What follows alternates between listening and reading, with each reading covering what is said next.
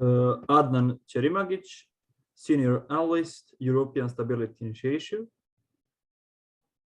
How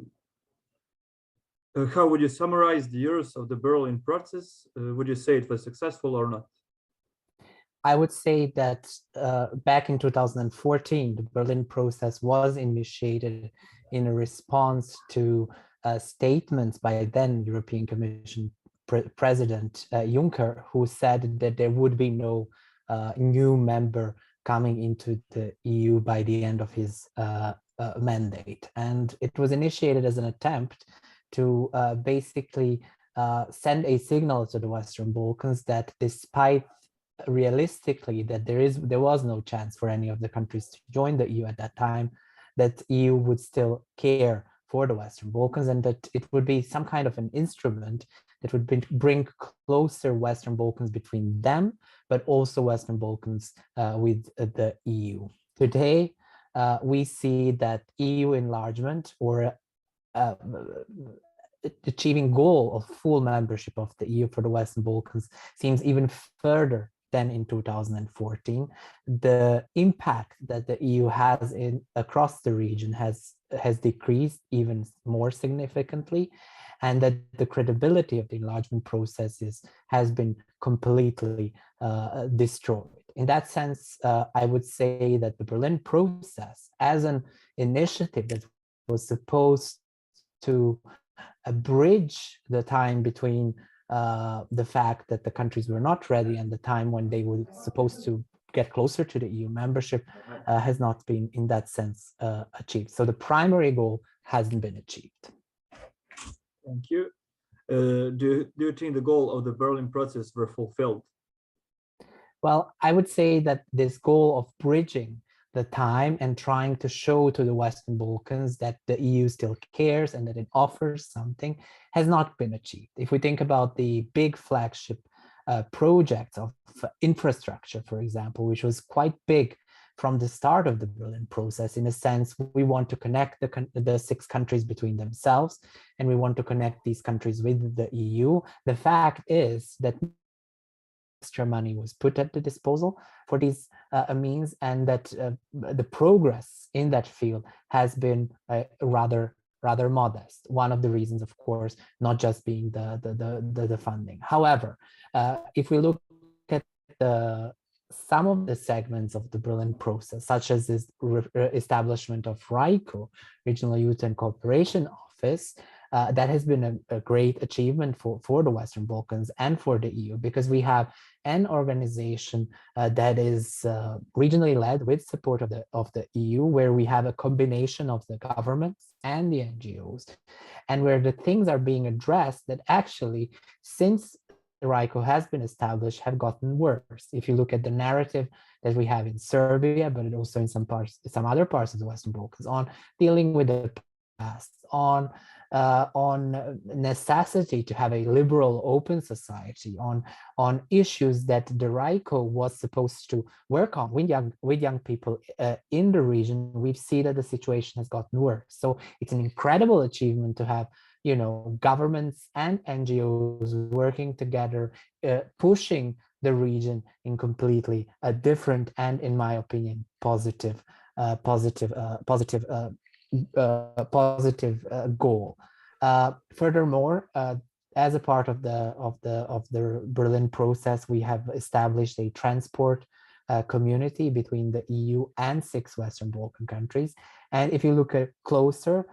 this transport community offers full integration into a single market, EU single market, when it comes to the transport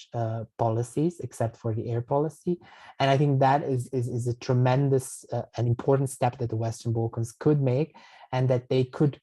profit from. Again, this was not followed with extra funding being allocated to the countries of the Western Balkans from the EU, and that is pity, and that is making things moving slower, and that is making things difficult. But if you just think about those 2 things, or plus have an agreement on borders between Montenegro and Bosnia and Herzegovina, there were a lot of small things that have been pushed, but a lot of the things that have been agreed, from from the way that dealing with the past, if we think about the London summit, if we think about anti-corruption efforts and a summit in Trieste, all those goals that the countries of the Western Balkans subscribe to have not been achieved, despite, I must say,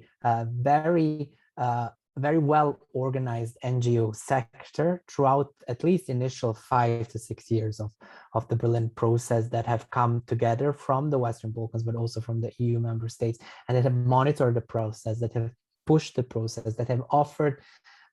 EU member states and their diplomacies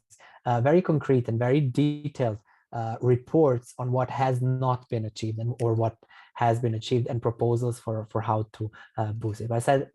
I have to say, overall, the result, the goals have definitely not been achieved, but there are a lot of good and positive examples showing that if you find the right topic and if you bring together the countries and the EU and civil society,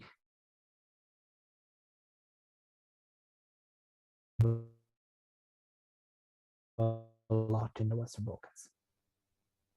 Okay. Since you already mentioned some of the biggest achievements, what would you say were the biggest challenges? Well, I would say the biggest challenge for the Berlin process has been the fact that the EU enlargement policy has been dying throughout the Berlin process has been existing. I think that the Western Balkan countries have been relying on the fact that the offer that was made in 2003 in Thessaloniki would become a reality. And we can see that at the time when Western Balkan countries did believe that that was achievable for them, at the time when Bulgaria and Romania were becoming members, or at the time when Croatia was becoming a member, you could see from Serbia to Bosnia and Herzegovina, governments working to fulfill conditions that the EU has put before them. From 2014, when the process has started, we have seen this promise becoming less and less realistic, not just for governments, but also for the publics in the Western Balkans. And that has led then to a lack of motivation, lack of interest, a lot of blame game. If you remember 2015, 2016, there was a lot of blame from EU side towards Western Balkans, that it's Western Balkans. If Western Balkans would reform, if they would do positive things, EU would be ready to support them. While when we saw what was happening in North Macedonia with Prespa agreement, with dealing with minorities issues, the Albanian community received, as an official language, they got the Speaker of the Parliament first time. Half of the government at the moment belongs to a minority in North Macedonia. They were dealing with their neighbors, with Greece, but the reward or the support from the EU side did not come. So the blame game that we have seen from 2014 to, I would say, 2017, 18, coming from EU towards Western Balkans, then in 2018 switched to then also Western Balkans blaming the EU, visa liberalization with Kosovo that hasn't been still realized. So in that sense, the problem for the Berlin process and for in general for positive agenda in the Balkans has been the issue of the lack of enlargement policy for the region. You had a problem that those countries that had interim steps, such as opening of accession talks for North Macedonia and Albania, they were ready to work because they thought when we reach that, when we open talks, we will be closer to the EU membership. But for Serbia and Montenegro, that obviously was not on the cards. They opened accession talks. Montenegro now has all chapters opened, all clusters open, but it's in no way receiving any kind of a signal that it could become a member in any time. So I think that on the one hand, a huge issue for Berlin process was the deterioration or non-existent EU enlargement policy. And then on the other hand, we have global European issues that have obviously had impact on how politicians in the Western Balkans perceive themselves and the role, from Trump administration to Crimea, then everything that has happened in Eastern Ukraine, and then invasion that has happened this year, COVID, pandemic, and all the other issues have showed that the world in chaos in the world that doesn't know where it needs to go. So there's a lot of doubt in the Western Balkans, not just among politicians, that being part of the EU does not much. I would, of course, argue against it. I think that if you look at the EU, all the countries that have joined the EU and its single market have stayed in peace. And second of all, they've gotten a realistic chance to bridge the gap between themselves in economic development and the old EU in that sense. So in that sense, I think also the war in Ukraine might contribute to us getting a clarity in that sense. So the Berlin process was burdened by lack of enlargement policy, by geopolitics, or let's say global issues and European issues that were